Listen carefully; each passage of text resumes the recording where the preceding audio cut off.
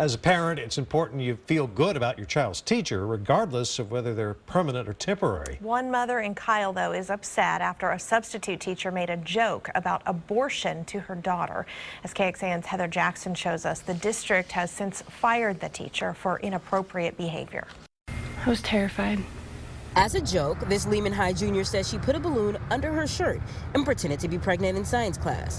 What a substitute teacher did next, the district didn't find so funny. Came after me with a large pair of scissors and was yelling at me, saying time for an abortion. The student spoke to us on the condition we not show her face or use her name. After investigating along with the sheriff's office, Hays CISD fired the teacher for what it called a lack of judgment. He could have stabbed her, in the stomach. So we wanted to know what requirements substitute teachers need to meet in Hays CISD. They need a teaching certificate or 30 hours of college credit. The district puts them through classroom training prior to any work assignment. And they also receive a handbook that details ethics and class management. In that handbook, it says, avoid any language, verbal or nonverbal, or activity which may be deemed inappropriate for a public school classroom. For this student and her mother, more needs to be done. Do better research on the people that they're hiring. In Kyle, Heather Jackson, KXAN News.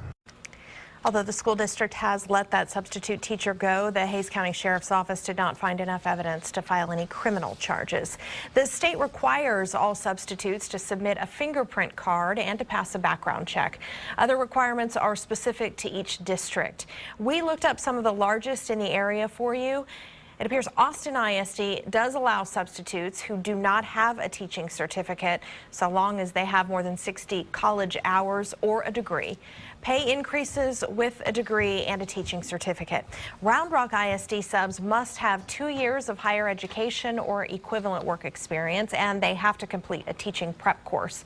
In Leander ISD, though, they require subs to have a valid and current Texas teaching certificate.